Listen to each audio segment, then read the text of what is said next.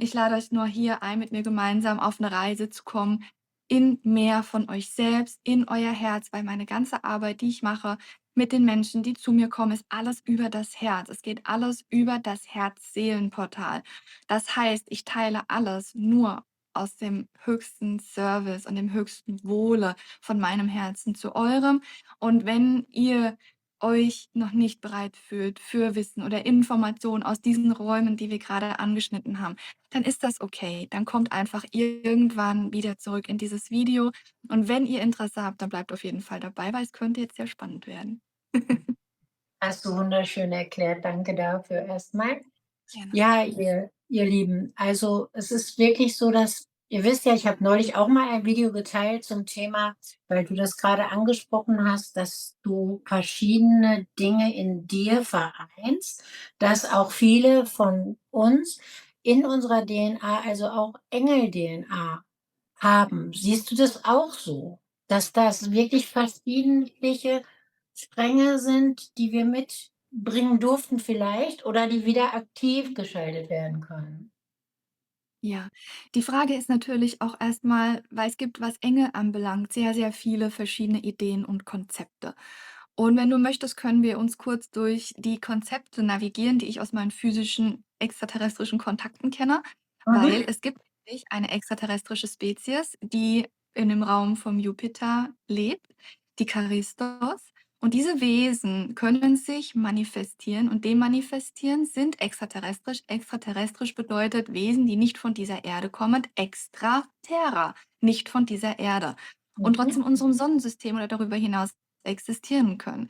Und diese Wesen vom Jupiter, die Charistos, sie haben die Eigenschaft, die Körperform anzunehmen, wie sie es möchten und sich zu zeigen, wie sie es möchten.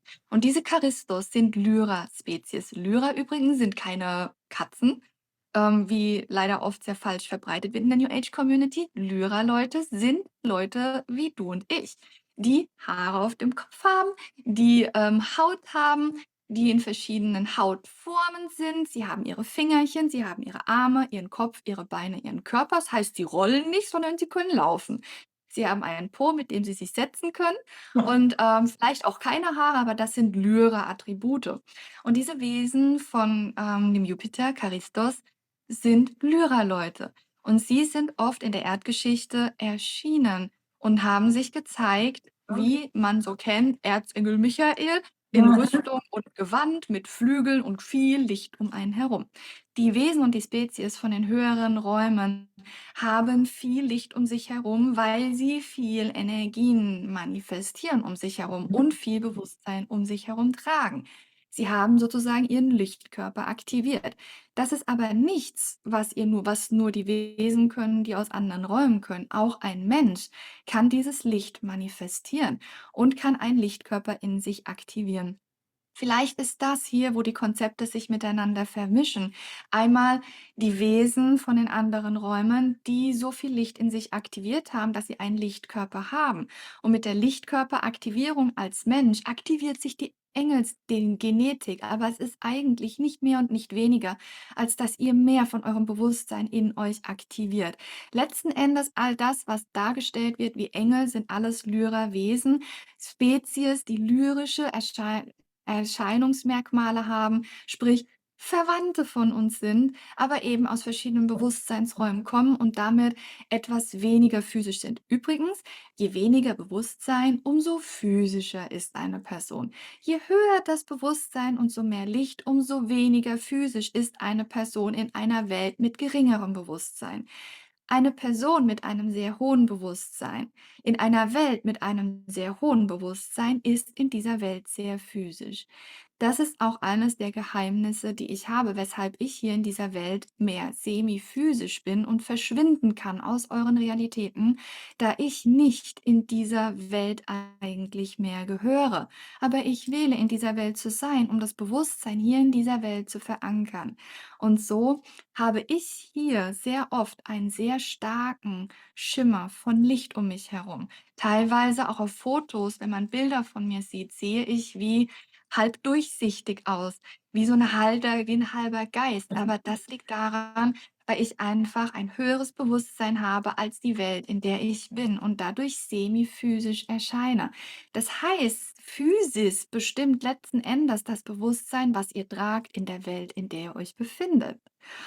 Und da kann man sagen, wenn ihr euer Bewusstsein erhöht, aktiviert ihr hier Angelics, heißt Engelsbewusstseinszüge, weil ihr mehr Licht in euch aktiviert, weil ihr mehr versteht, wer ihr seid und nicht mehr in Separation handelt. Man kann auch sagen, wenig Bewusstsein entsteht durch die Illusion von Separation. Und das kann man aufheben, indem man mehr und mehr beginnt zu fühlen, dass man nicht separiert ist. Man beginnt zu fühlen, dass man eins ist mit dem Kosmos, dass man eins ist mit den Bäumen, den Pflanzen und den Menschen, die einem begegnen. Und ich spreche hier nicht von Einssein in Form von wir vermischen uns miteinander, sondern zu wissen, wir sind alle Energie. Und jeder wählt nur eine Idee, die er verkörpern möchte. Ja, Und ja, du warst noch nicht fertig, Entschuldigung. und das, ist das, was sich jetzt aktiviert in den Menschen, das Mhm. Bewusstsein. Und viele Menschen haben in sich viele Erinnerungen aus den anderen Existenzräumen mitgebracht und sie haben dadurch eine etwas andere Genetik. Das ist auch der Zauber in der DNA-Aktivierung. Die DNA aktiviert sich nicht, indem ich mich hinsetze und Leitcodes spreche oder ganz viele Heilbehandlungen mache. Die DNA, die Genetik, aktiviert sich durch euer Bewusstsein, weil DNA, Genetik, ist der Transmitter, die Manifestationsleiter für euer Bewusstsein. Das, was ihr euch bewusst seid, manifestiert ihr erst über euren Körper und dann in eure Welt. Und wenn ihr mehr von euren genetischen Strängen aktiviert haben möchtet, dann müsst ihr euch nur bewusst sein, wer ihr noch seid. Ihr könnt eure extraterrestrische Genetik aktivieren. In dem Moment, wenn ihr euch bewusst werdet, wer ihr seid. Und bewusst werden heißt nicht, ich bin von den Plejaden und ich bin nicht von dieser Erde. Ja, Das genau. ist nicht Bewusstsein, das höre ich so oft und alles, was ich hier höre, ist ein verletzter Mensch und ein sehr großes Ego. Und ich weiß, das tut weh. Aber ganz ehrlich, Bewusstsein aktivieren bedeutet, ich fühle mich als Mensch. Und ich fühle mich jetzt auf den Plejaden in verschiedenen Inkarnationen. Ich fühle die Inkarnation. Ich weiß, ich bin diese Inkarnation und ich bin Mensch. Dann aktiviert sich das in dem Menschen, weil nicht das Ego muss sich bewusst sein, sondern der Mensch, der ganze Komplex muss bewusst sein. Und Bewusstsein kommt auch immer Hand in Hand mit Fühlen, mit Mhm. Fühlen. Und irgendetwas zu wissen, macht euch nicht klüger. Mhm. Ihr müsst fühlen, kennen, riechen. Ihr müsst es erleben und dann ist es Teil eures Bewusstseins. Und dann passiert es, dass ihr als Mensch geboren auf einmal beginnt, euch zu hybridisieren und selber zu Hybriden eurer eigenen Bewusstseinsspektren werdet. Bei mir in meinem Fall war es so, dass ich geboren wurde durch eine menschliche Mutter, aber der Rest meiner Genetik auf einem physischen Schiff von extraterrestrischen Spezies zusammengesetzt wurde und dann in meine Mutter hereingebracht wurde, die mich dann geboren hat als ihr Kind. Meine Mutter hat ihre Genetik also mit hineingespendet, um mir zu helfen, Bewusstsein von anderen Ebenen und den Menschen physisch zusammenzubringen und zu verlinken und das auf die Erde zu bringen, ohne viele Jahre damit zu verbringen, die Genetik zu aktivieren, sondern direkt ein perfektes Start-Setup zu haben, mit dem ich direkt schon anfangen konnte, mit den Menschen zu arbeiten. Also, vielleicht auch immer wieder die Seele einladen, in ihren Körper, in ihr Haus, was sie gebaut hat, hineinzukommen, mehr Ja, hineinzukommen, mehr hineinzuatmen, ins Herz zu atmen, die seelischen ich sage mal, Aufgaben oder Aspekte wieder mehr zu fühlen hier im menschlichen Körper, dass die Ja, Seele sich verkörpern kann, denn sonst hätte sie den ja, Körper ja nicht gebaut. Dann hätte sie ihn ja nicht ja, gebraucht. genau. Ich sage auch immer, nicht der Mensch hat eine Seele. Das ist nicht richtig. Die Seele hat einen Menschen. Alleine hier ist die Energie ganz anders. Der Mensch hat eine Seele, ist somit gut. Glück, wenn sonntags ist, ist die Seele da, wenn du gut zum Gottesdienst gehst. Okay. Klar. Aber es ist aber das ist letzten Endes die Aussage dahinter. Wenn du Glück hast als Mensch, hast du eine Seele. Und das stimmt nicht. Es stimmt einfach nicht. Die Seele hat einen Menschen und zwar permanent. Das heißt, die Seele ist mit dem Menschen permanent in Verbindung. Aber der Mensch hält permanent die Illusion, dass es anders ist. Auch teilweise genau durch diesen Satz. Durch den Satz, ich habe eine Seele oder der Mensch spricht, liebe Seele, bitte komm mehr in mich hinein. Liebe Seele, was soll ich tun? Liebe Seele, was ist meine Aufgabe? In dem Moment spricht der Mensch in Separation von etwas, von dem er niemals getrennt sein kann.